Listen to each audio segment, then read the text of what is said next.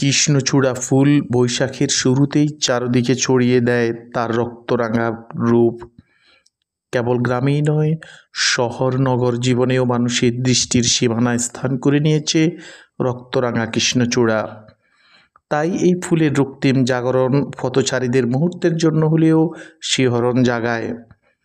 যেন রোদ্দুর দুপুরে কৃষ্ণচূড়া লাল বেনারসি পরা কোনো ষোড়শী যুবতী বিয়ের আসরে বসে হাসছে আর ডাকছে, এরকমই প্রশান্তি ছড়িয়ে দেয় ভাবুক হৃদয়ে। কৃষ্ণচূড়া প্রকৃতিকে রমণীয় মোহনীয় করে তুলছে এমন এক নেশাময় জাগতিক আবহ নিয়ে। কৃষ্ণচূড়া ফুল প্রকৃতিতে নিজেদের অবস্থান জানান দেয় নববধূর সাজে। প্রকৃতির অপার সৌন্দর্যে হারিয়ে যায় চিন্তামগ্ন মানুষেরা। ভাবের জগতে প্রবেশ করে কেউ ছন্দে ছন্দে গান বুনে, কেউ কবিতা লেখে, কেউ বা রূপে মজে ছবি তোলে। গ্রীষ্মের রুক্ষতা ভেঙে ধুলোর শরীর ছেড়ে কৃষ্ণচূড়া প্রকৃতিতে আবর্তিত হয় কোকিলের কুহু কুহু স্বরে।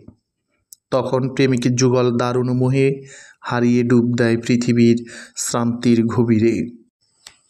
কৃষ্ণচূড়া আর লাল সানাইলির এই স্নিগ্ধ সৌন্দর্য যেন আমাদের বারবার স্মরণ করিয়ে দেয় প্রকৃতিকে ভালোবাসা, রক্ষা করা এবং উপভোগ করাই আমাদের প্রকৃত শিক্ষার অংশ হওয়া উচিত। সবুজের সমারোহে যেখানেই থাক কৃষ্ণচূড়া, গ্রীষ্মের দামাল হাওয়ার পরশ পেলেই হেসে ওঠে সুহাসিনী কোনো এক যুবতীর মতন।